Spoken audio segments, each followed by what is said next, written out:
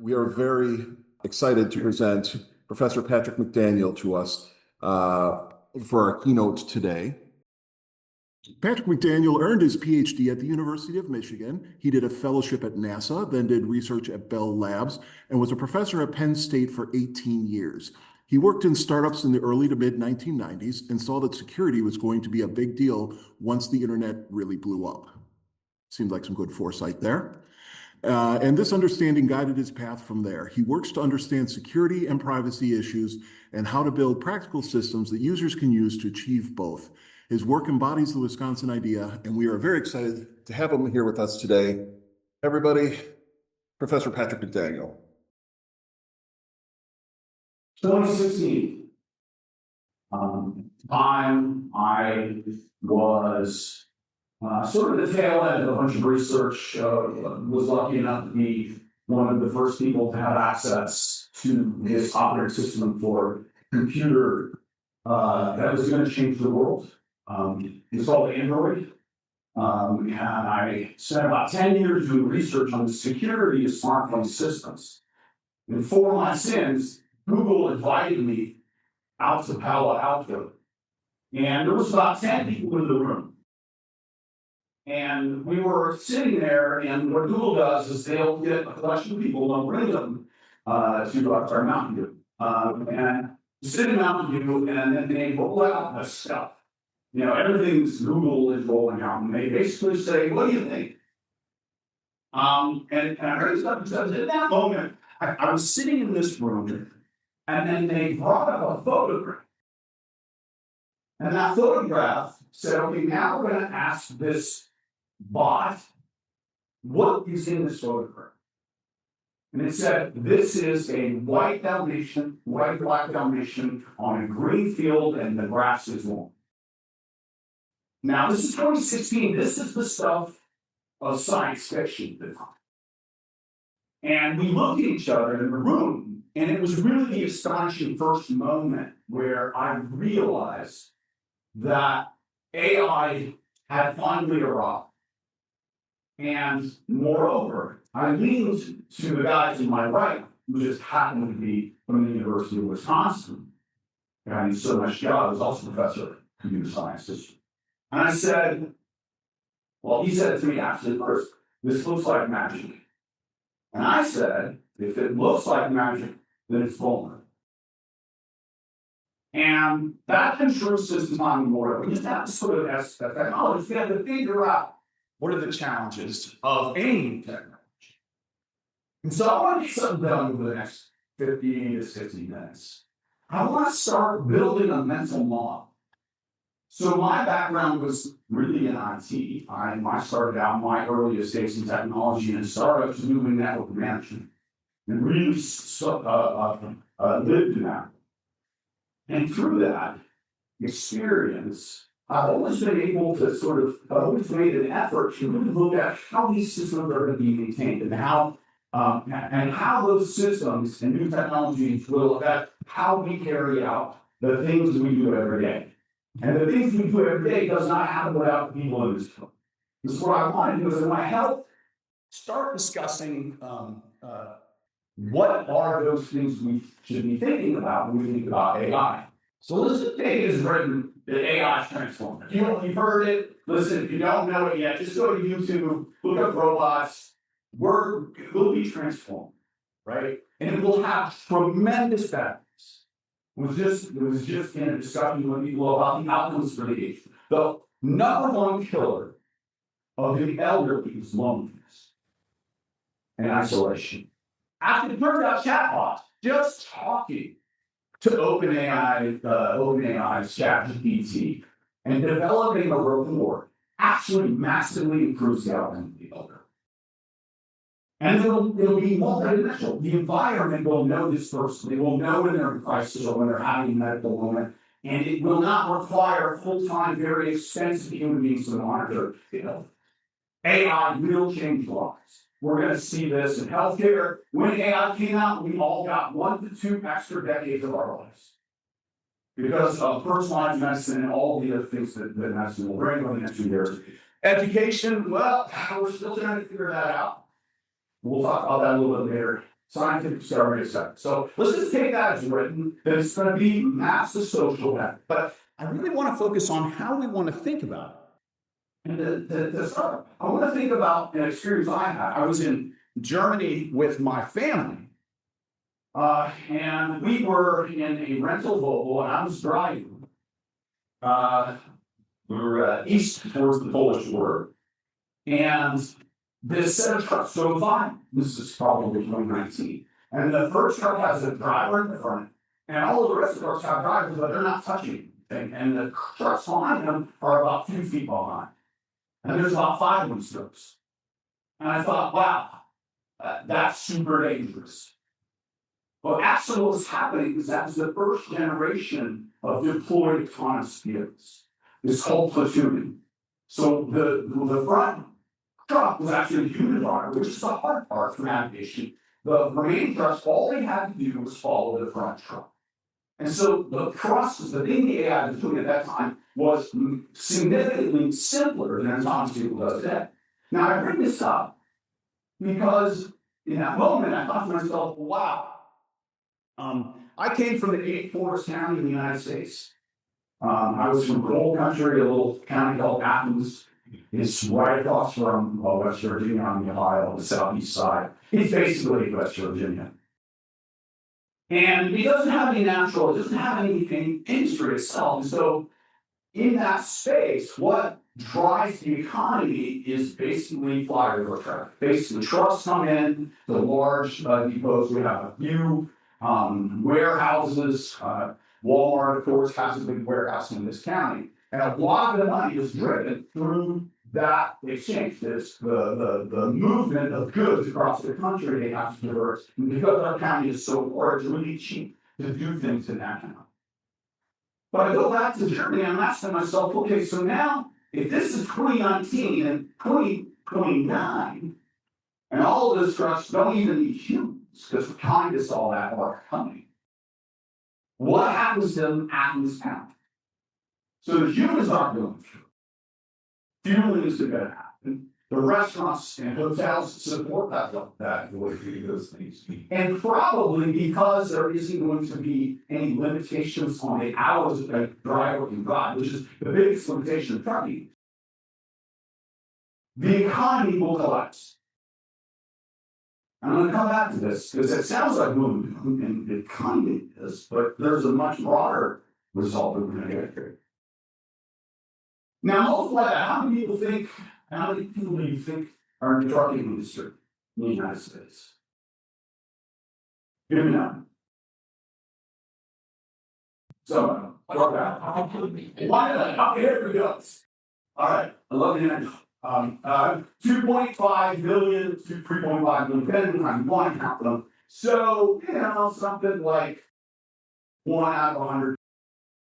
So what if in that industry we have a reduction of 8% in that environment? Well, it turns out that could be disastrous. The assumption is that nothing changes. I'll come back to that. I want to start by building this framework. I said I want to get something done. I want to start by building a framework to understand. So AI is a thing. It's an algorithm, it's a model. Essentially, you take a big bunch of data, you do some complex math, which is largely what's called an optimization, and you get something that's a model, right? And the model is for some phenomenon. So an example we would see in something like an autonomous vehicle is you would have a set of things called signs that you see on the road, and this autonomous vehicle has what's called a sign identification subroutine of its larger system. And so what happens is this autonomous vehicle will take pictures of the environment as it's driving down the street, and it will then transmit those to this particular computational unit inside the car. Unless the car part of it. Here there. But what it's going to do is that it's going to take that and it's going to feed it into the AI. And the AI is going to use examples of all the signs it's ever seen. And it's going to say that this is a stop sign. Right? In this case, like a stop sign there, it says, hey, this is a stop sign. Now, what's important is this is called statistical machine learning. right? And all AI is statistically based. So the way to think about statistically based is sometimes wrong, right? And so therein lies the trapdoor of AI. It will always be wrong sometimes. And so when we are deploying and using AI, we have to be very conscious of this. And this is where we're gonna find we class the hype curve. Now, if you extend these models, you get things like GANs, these generative adversarial networks, and they're basically you take a couple models, and what they do is they generate things that are like the distribution, like the phenomenon that you trained AI to do, but not from that set of samples. And let me give you some examples of this. All right, does anybody recognize these three people? They look familiar. Well, they're not. These people did not exist. Please go to thispersondoesnotexist.com. It's actually a website. It's actually NVIDIA that's behind it. You can set demographics, and you can set whatever you want. It's free service, it's kind of fun. And also sort of frightening at the same time. And you can create a human being. It looks absolutely real. Same thing with any kind of text. For example, this is actually kind of an older paper from the University of Chicago where they did restaurant reviews and they were creating fake restaurant reviews. Anybody who's on Yelp would know what a fake restaurant review is. But it said that is 2020. It said, I had a grilled veggie burger with fries. Ooh, and oh my God, very flavorful. It was so delicious that I didn't spell. Sounds like my undergrads. But now, we're in this weird space as a species. Right? Wait a minute, objective reality. What's real and what isn't, and it's time up for grabs. And that is changing our inability to cope with that. It's changing things like political discourse. And, promoted by things like social media. I'll come to that a little bit later. Now, 2016, 2017, 2018, 2019, 2020, 21, 22, we started to see ChatGPT. And now, all of these toys, or these very narrow uses for AI, suddenly kind of exploded. Everybody remember that first time you sat down with ChatGPT and then, excuse the expression, said, oh, yeah.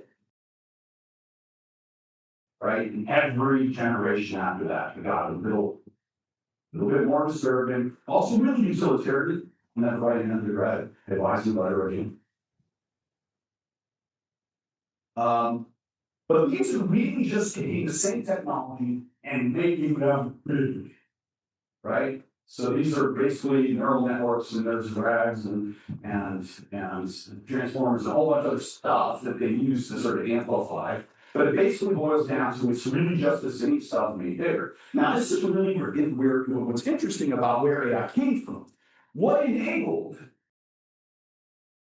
the AI revolution was a game called Doom. Everybody remember Doom? Right?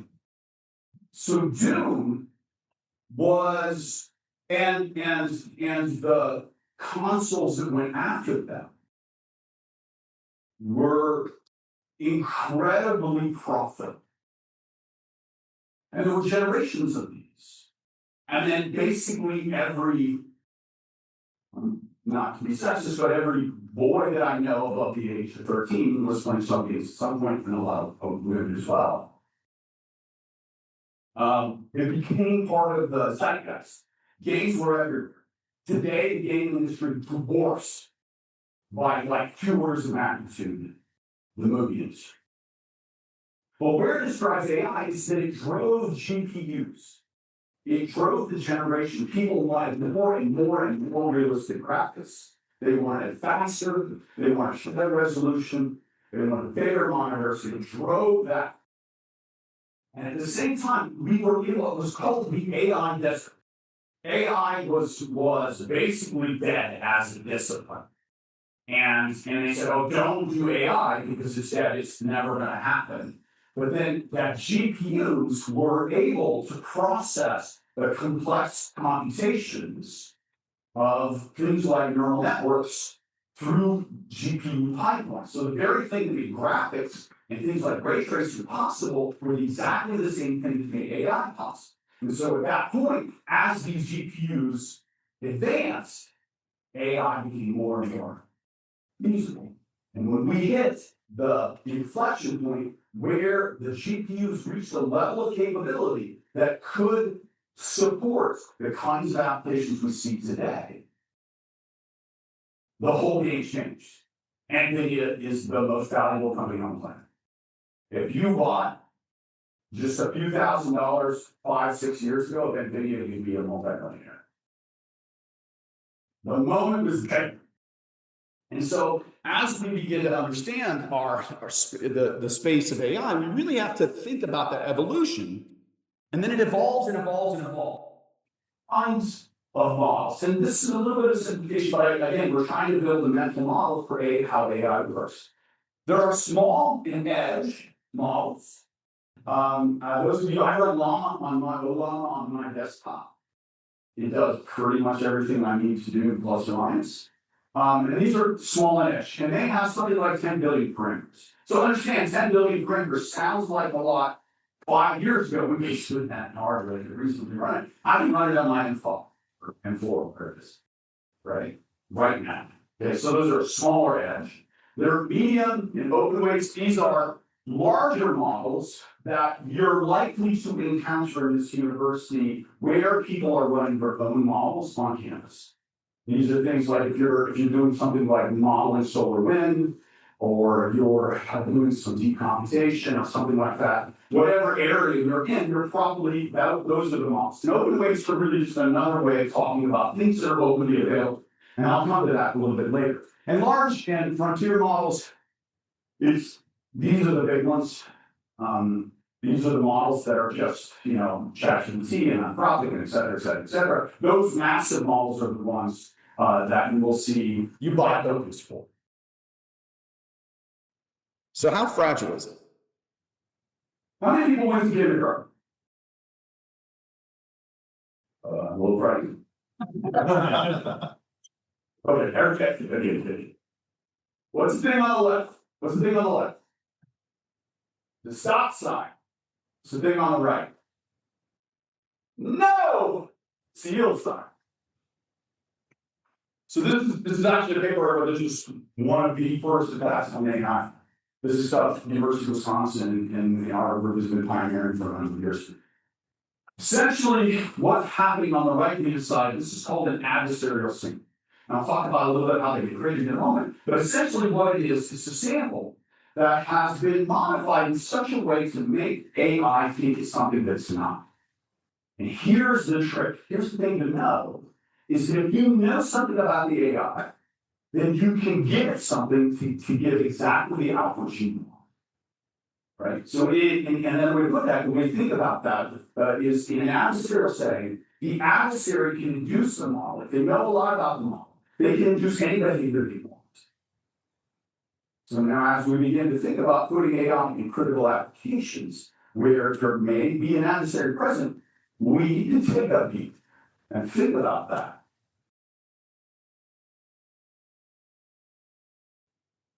Adversarial samples are not new. Right? So this is the stuff computation from old. Basically, this is a well-known computational problem that is finding the worst-case output for worst-case input for an algorithm. Right? And I don't want to get into computational theory, but think of it this way. How many people are working in some level of security? I mean, probably all are in some place or not, right? Okay, so we all know we're looking for things like phishing, right? So when I was at Bell Labs, one of the things that happened is, and this is basically in the early 2000s, in Bell Labs, they came to us.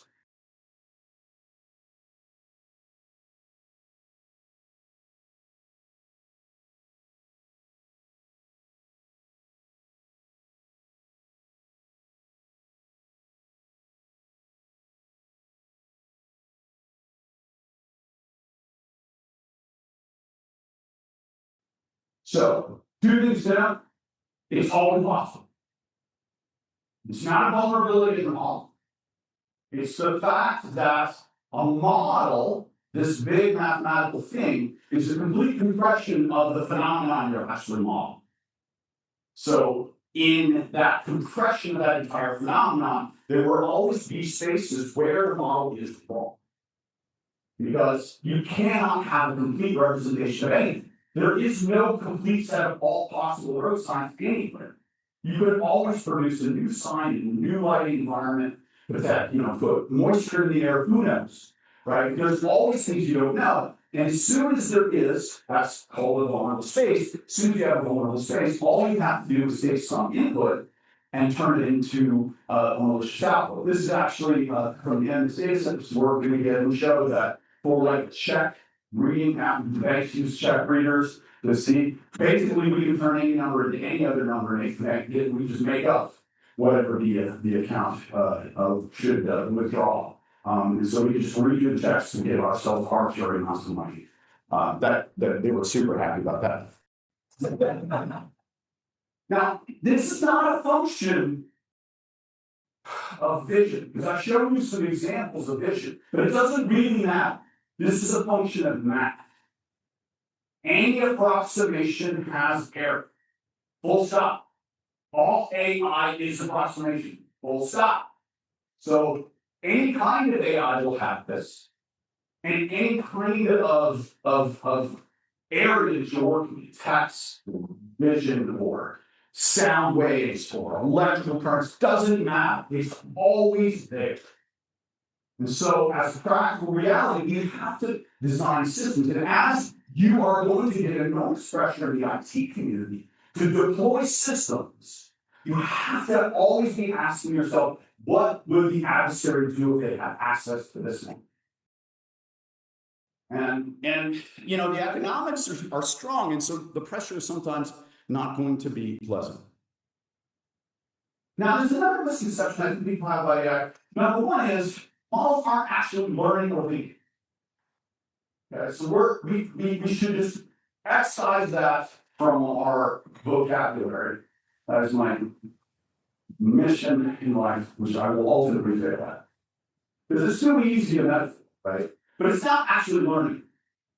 It's learning a mathematical approximation of a phenomenon. And we did some work here, this has just come out in the last 6 months, which has really shown that vision systems aren't actually learning what a dog is. They're learning what is the relative textures in a vision system. Right? So this is called an alligator plot. What it says is that if the model matches the dominant texture for a particular thing we're identifying, for example, baby bibs have polka dots. Don't know why. That's what they do. If a baby bib has polka dots, AI is very accurate. If a dog has, visible fur, very accurate. But if you start having phenomena that don't have those dominant textures, then the vision system is actually wrong. And we see this in what are called natural adversarial samples. There are things out there in the universe that vision systems in particular get wrong. For example, if you put a net down and you put a key on it, and you say, what is that? It will say something like a net or a brick. Because the dominance of the texture, we have something called focus. Our brain, because of our evolutionary progress, it filters out the net, because we know we're looking at a key. AI doesn't do that. We can try to emulate that, but then it requires the kind of reasoning we're just not good at that. So where does this, and this is again, just not vision. All AI systems aren't actually learning. They're learning correlations between particular features or collections of features and the phenomenon we're actually modeling. And so this is really important for understanding vulnerability, but also in the applicability. Not a security guy.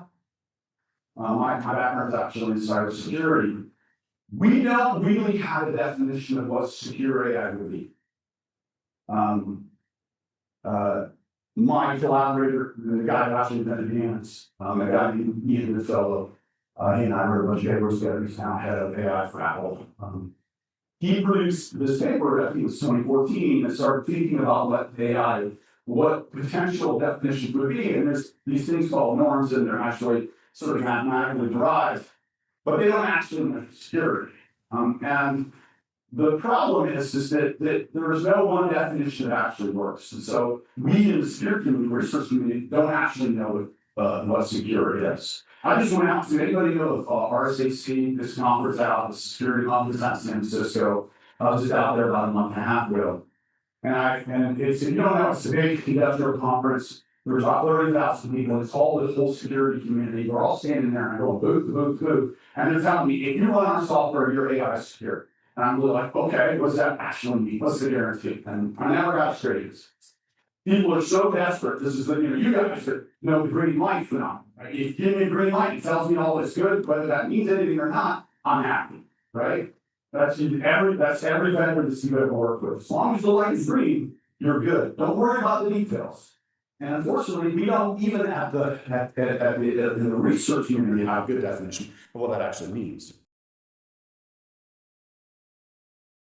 Another thing to know is AI is not a secret. So if I can talk to AI, if I can talk to them, it tells me a little something about itself. It tells me a little something about the data that was used to train it.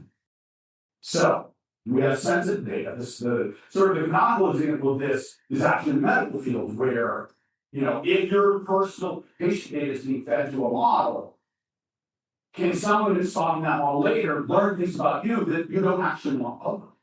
And the answer is yeah. It's called membership attacks. They can figure out if you're in the data, they can figure out things about your data, and there's a whole spate of approaches to actually do this. This is a whole subfield. But that's a secondary problem, and this is called transferability. So this is another paper that we did here. This was the first one we call black box attack against AI. And what it really does is I talk to a model for a little while, and I sort of map it a little bit, and then I create what's called a surrogate model. And that surrogate model is actually pretty good approximation of the original model. So what that means is if I can talk to your AI, I can replicate it. And if I can replicate it, I can attack it. I was actually spending some time with high-speed traders. High-speed traders is basically legalized fraud. Essentially what happens is they sit close to the stock market, they learn of a movement in a stock at sub-millisecond phrase, they put bids in before everyone else, and they do this really, really quickly. And I was with them. I was not supporting them. I was in an adversarial setting with them. And we were sort of talking, well, we're going to use AI, and it's going to make we're going to be so good at this. And I said, okay, let's do that. Let me have access to your model for 10 minutes. I'm going to bankrupt you in 2 seconds. Right? If I can talk to a model, I can learn everything I need to know about it. And it actually doesn't take all that much effort.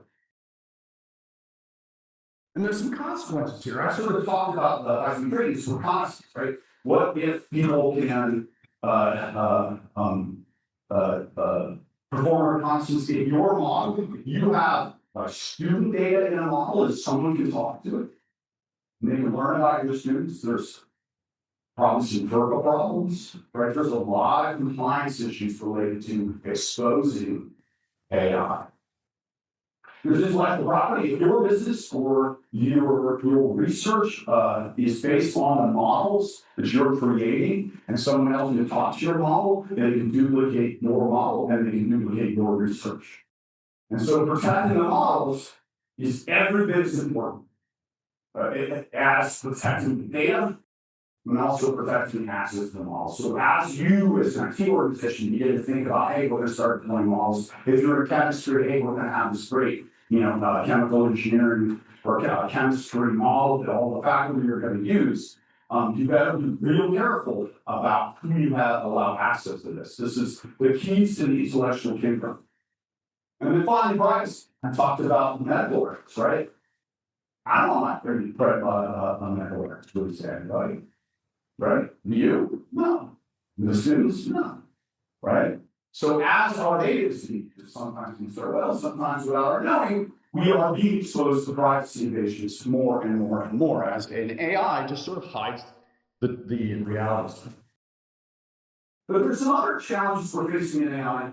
One of the problems is called data curation. So if you're training a model, you've got a lot of data, you need to know what data is good, bad, and different. And we don't really have good science for that. How do you retire data out of a training set to know it's no longer used? For example, if we're using AI for looking at student attention in the room, their behaviors are going to change throughout the day. But on a larger scale, the behaviors will change over generations, and that original data might not actually use. And so there's like very fundamental questions about the viability of the data that we're actually providing. AI reproduces bias. I'm going to talk about that in a minute. Fairness. Fairness is just the property of AI that says I'm going to treat one community the same as another. We see this with things like facial recognition. If you're white, it's pretty good. If you're African American, not so good. And that's probably a training issue, but it's also probably a fine-tuning issue and a bunch of other issues. And so there's a lot of science that needs to happen. And then finally, understandability. So I spent a lot of time in rooms with no windows. I'm sure some of you know what I mean. This is three other agencies and myself. And in the room, we're talking about autonomous weapons. So autonomous weapon, we're talking about a Black Hawk. So a Black Hawk, big scary helicopter, perhaps one of the most devastating devices ever to be used in kinetic war. It's a helicopter that has something like what's called a Vulcan on the front of the which is a cannon gun loaded like something like 2,000 rounds per minute. It basically means they can liquefy a human in milliseconds. So the number one problem in the military, and it's been the same problem that has existed since they invented boats, and that is the friend or foe decision. So, particularly in contested areas, so this was a really big problem in Iraq, is that you would have a helicopter that would fly and would turn a corner, and there'd be three guys on the corner. One has to surface airness. And you gotta make a decision in less, a couple hundred milliseconds on whether that is a friend or foe. If you make the wrong decision, decide it is a foe, and you have just killed 3 American soldiers. If you make the decision that they're a friend and they actually are a foe, you just killed everybody like Black Hawk. This is one of the most devastating decisions they make, and this is something that people actually get trained on in the military. And it's really, really important. And so we were talking about, hey, if we use AI, would we be able to be much more accurate in that decision making? And there were people in the room, and of course, there were some industrial folks who were trying to sell product and said, oh, no, we can get it at 99.9%. And this colonel, his name is Brian Rivera, who's spent a bunch of time in theory. He just stood up and said, no, absolutely not. And they said, well, why? You don't trust the technology? He said, no. Every time someone dies in my company, I have to write their mom a letter describing what happened. I cannot write somebody's mom and tell them the algorithm got it wrong. And it was in that moment I was really sort of struck by that. There are some decisions which are so important that we cannot defer our responsibility as humans to AI, even because it's an icky problem or it's a hard decision that if you make the wrong one, it's real consequences. There's just something about the human experience. There are things that we have to own. And there's going to be tremendous pressure. And I'll talk about that in some of those big areas. I think you've all heard this. LLMs are they hallucinate. They're wrong. Sometimes they feel like they're being used against us. But this is I really want to jump to some misconceptions here. So there's this guy, Charles Goodhart, possibly the most British man that ever lived. He's one of the founding economic theorists of all time. He wrote something called Goodhart's Law. So put shortly, Goodhart's Law says that as soon as you create a metric, say proxy for some outcome, that it suddenly becomes a bad outcome. Miles per gallon is a great example of that. Miles per gallon is not a good measure of the economic, of the environmental impact of a car. Not because having better gas mileage is necessarily a bad thing, but it ignores all of the other factors. Tires are terrible. They're basically crayons. They're just spreading rubber dust all over the world. And increasingly, cars are made of heavy metals. The paint, while we don't get rust the way we used to in the Midwest in the 1970s and 80s, the paint itself can be highly toxic for the environment to create. So all of these other processes, all of these other things are make this miles per gallon thing sort of irrelevant.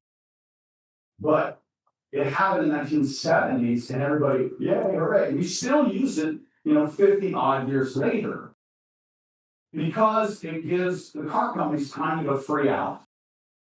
Hey, look at my gas mile, right? And there's some good examples where this has been completely used. So why do I bring this up? I bring this up, we're going to see the same thing with AI. So suppose Harvard's in a lot of trouble and we're making fun of Harvard. So, they're in a lot of trouble because their admissions practices are deeply unfair, particularly to people who are Asian.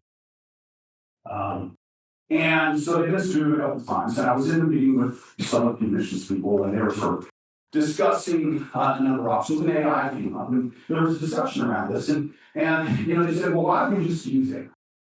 I said, well, no.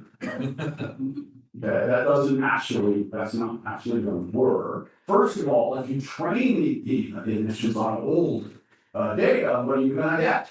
You're going to get the same bias. And I said, oh, well, we're going to get the best people in the world, we're going to clean up the data, and we'll remove all of that unfairness. And I said, no. Even if you were able to do that, and I don't think you can, even if you did that, the model itself will now become the target. So when you apply to Harvard, you will be judged on how that model feels about you. And people will not target being a good applicant to Harvard. They'll figure out what this Harvard application had. So anybody guesses on what that would be? What would make a Harvard model happen? All right. What would make a Harvard model happen? To get admission. From HBM. All right, that's a joke.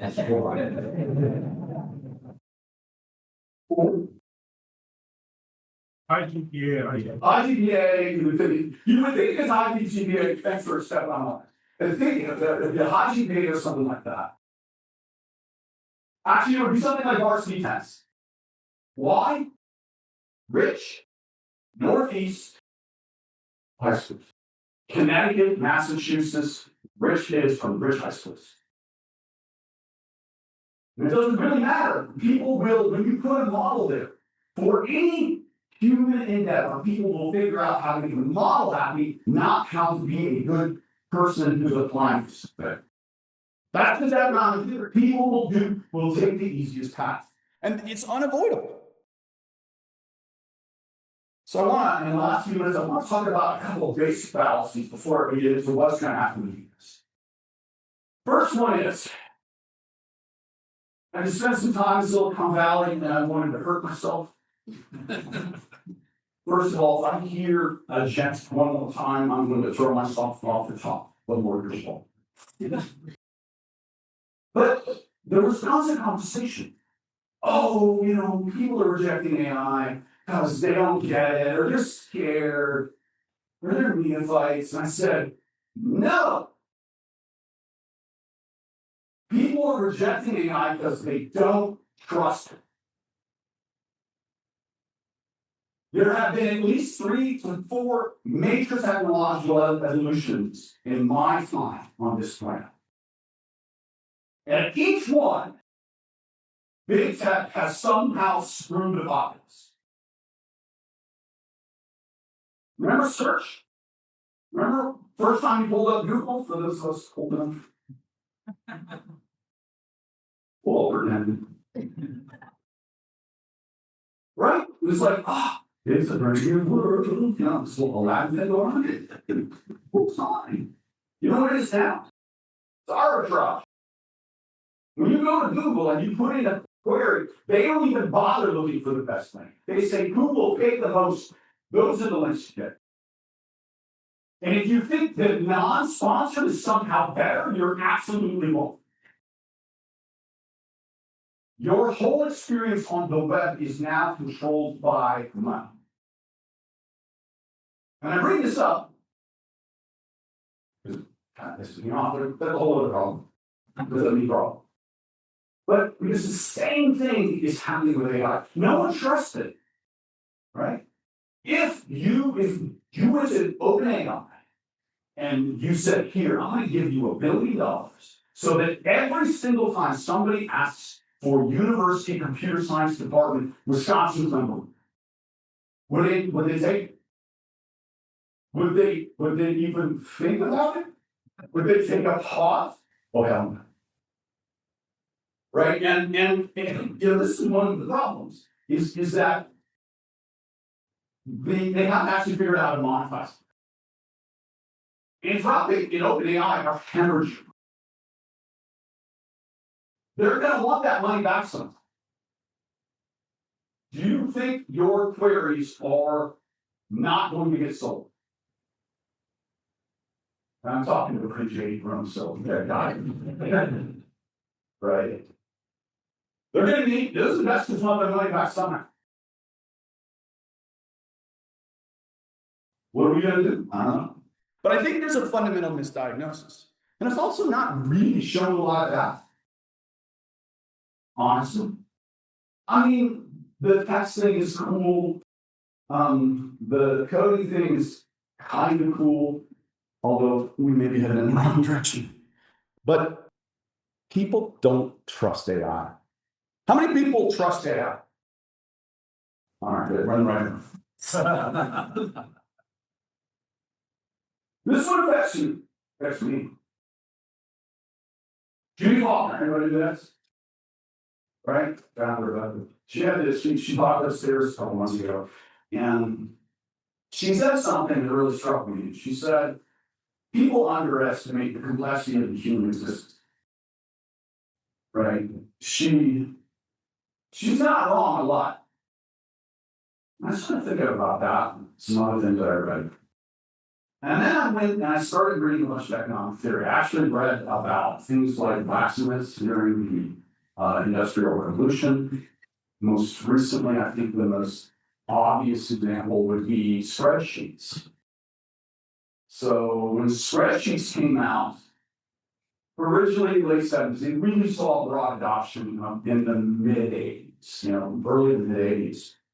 And suddenly, everyone said, do not get an accounting degree. No one's going to need accounting. What? Now, it turns out there's an economic theory. It's time and time and time again throughout history, it's been true. Is that at every one of these major changes, we don't need less of those people, we need more. So just for those of you who are in the IT business, thanks everybody. What's going to happen? Your workload is going to increase by at least 1/3. Because you're going to be managing IT. We need more, not less. You are absolutely elite.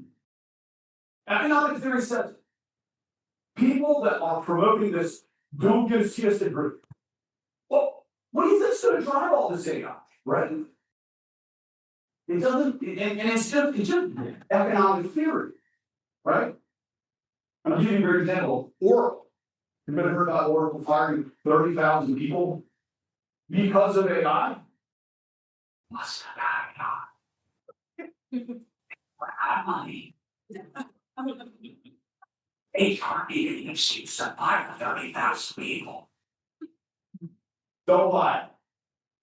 Don't buy it. We are going to be, AI doesn't operate in the past. And I hope everything I've showed you today has helped you understand that. AI is not something you just let loose. It's wrong, it's exploitable.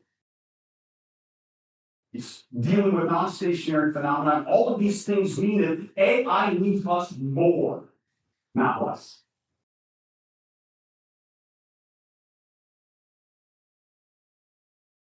Okay.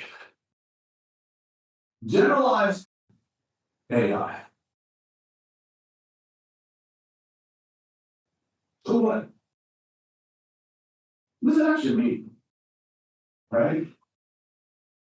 I think that generalized AI, and we could argue, what it actually means, or, 2027, I've heard it all.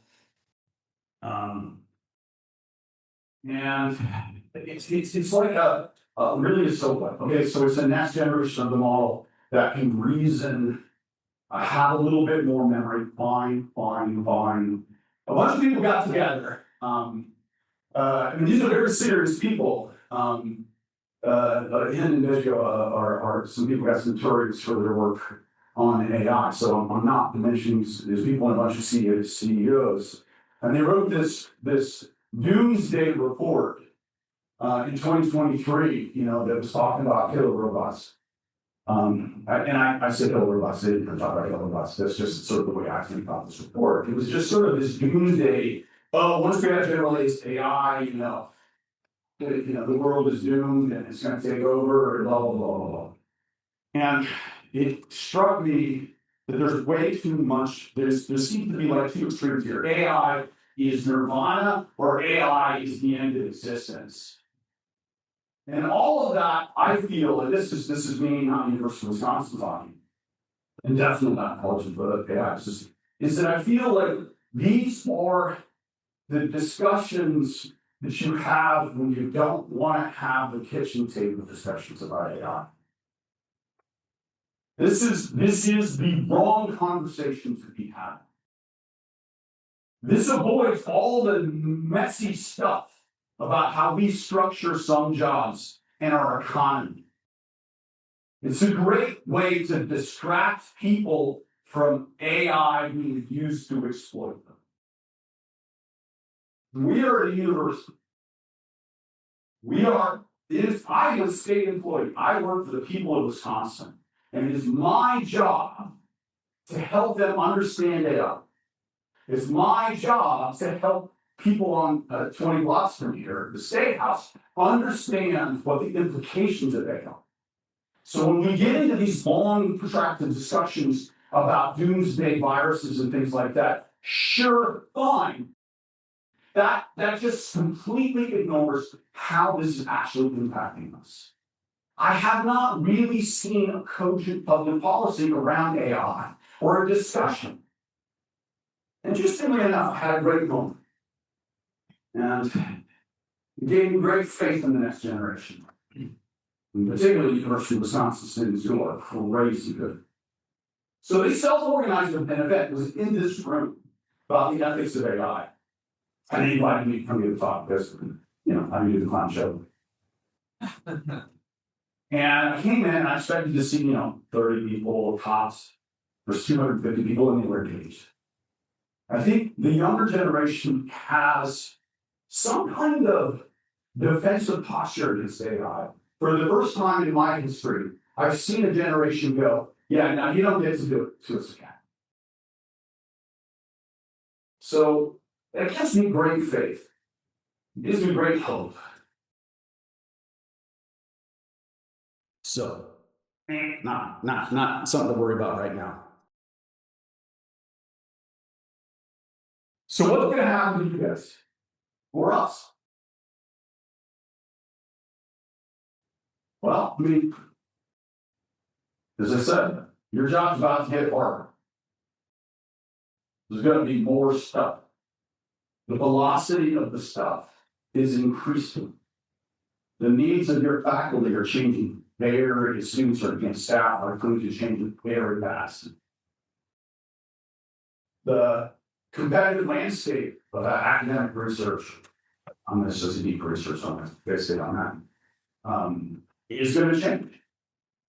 Some universities are going to have the organizations, not many universities have the organization, the IT history that Wisconsin or the ball is. Wisconsin does not have a lot of universities. And I'm not just angry, that's just the God's truth, is that the job is going to require you to be good stewards of AI and be conscious of this.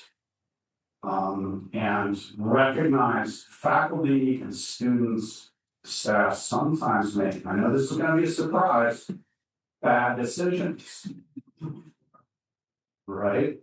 So what I think you really need to be an ear. It's really what I'm doing here today. I'm evangelizing. You have to be activated on this front. Stay informed, stay active. There's an ongoing pursuit right now about how do we create policy for the university around AI, what it means in all of its multiple dimensions. We don't have the answer to that question, but it's really important because your voice, you are the front lines. The resource costs are going to go up. Third parties are going to be necessary. There are just things.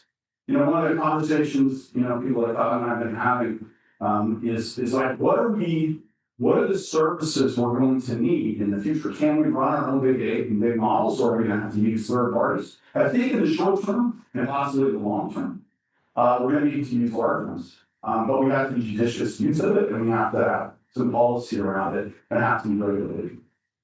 Now, where AI is going to affect certified For you guys. And so I'll go back to Judy Faulkner And say, listen, your job is very complicated. And throwing AI at it, everything you do is exceptions. Right? Everything you do is exceptions, and there are things that are in your head, or in the PI's head, or the student's head, or the staff's head that the AI is not going to be aware of.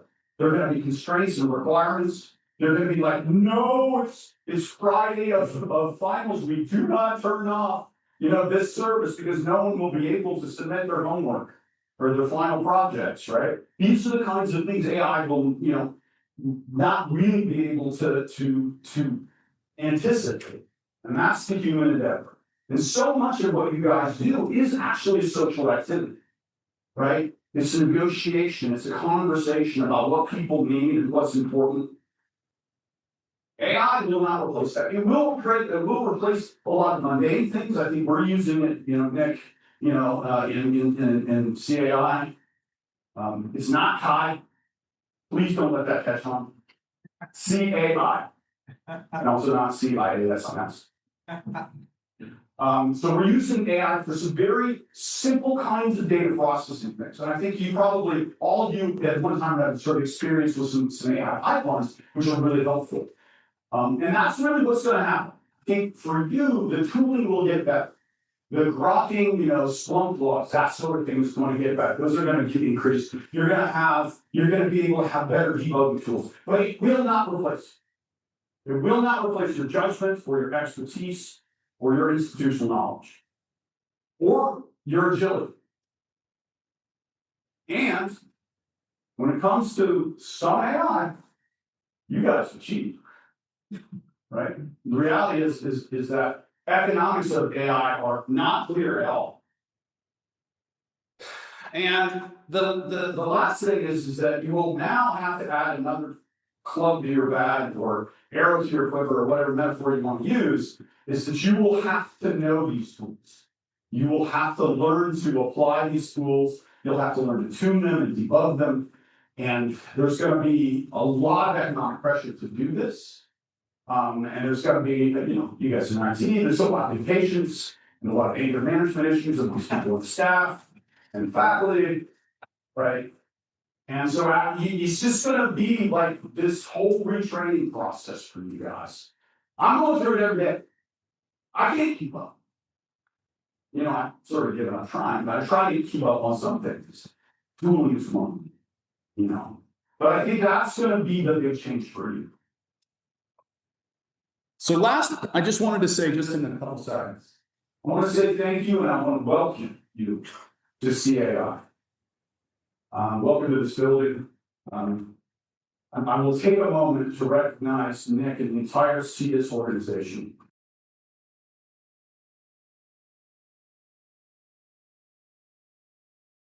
The astonishing story. We were moved from the world's worst building to the world's best, and the building is still there. Not for me, it isn't. I'm not walking in that. I'd step foot in that.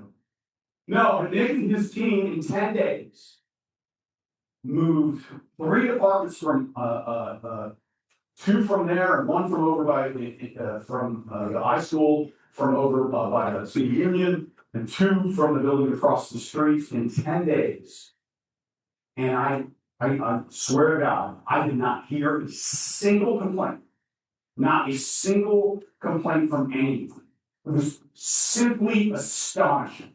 And so to Nick and his team, thank you so much. The launch of CI was made possible by you guys. So thanks again.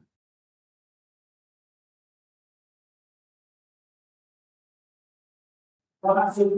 I know. That's right. You can't show me how. So what is CA? This is the big question, right? So, CAI is the recognition, the history of computing is that a long time ago it was sort of math. In the 80s, it moved from math to engineering, late 80s, early 90s. It didn't fit in math. It kind of stayed in LNS because Wisconsin's Wisconsin, and no one knows. And then, but at every place, we never fit. And so people started in colleges of computing, but at this moment, we became, 3 programs which are top 12 in the world.